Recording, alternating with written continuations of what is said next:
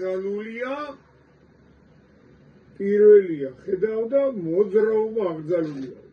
ეხლა მოდი ჩვენ ეს ვნახოთ რა ხდება ამ ორ ნიშანთან მიმართებაში.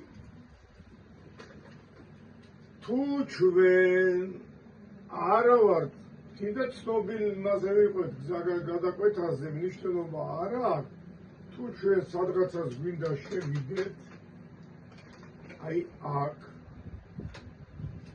აქ მოძრაო აქედან გინდა აი აქ შეხვიდე აქ აგური ესე იგი შენ ეს გეუბნება რომ აქო შენი შესვლა აკრძალულია. რატო აკრძალულია?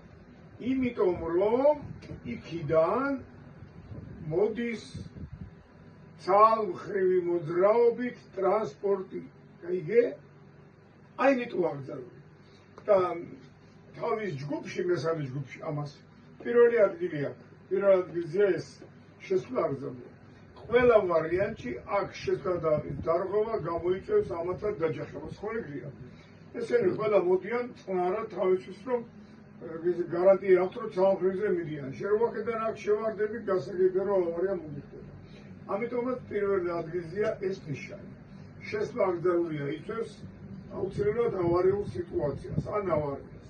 მეორე ნიშანს ეს ხაზი აღარ აქვს. მეორე ნიშანი ცარიელია და ცარიელი გვეუბნება რომ მოძრაობა აკრძალულია. ძმაო მოძრაობა აკრძალულიაო შენიცო და იმათიცო.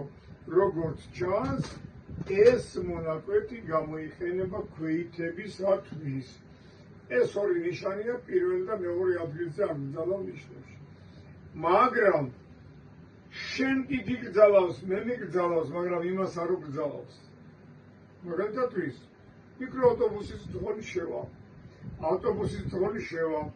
საზოგადოებრივი ტრანსპორტი ამ ნიშანზე თავისუფლად მოძრაობს.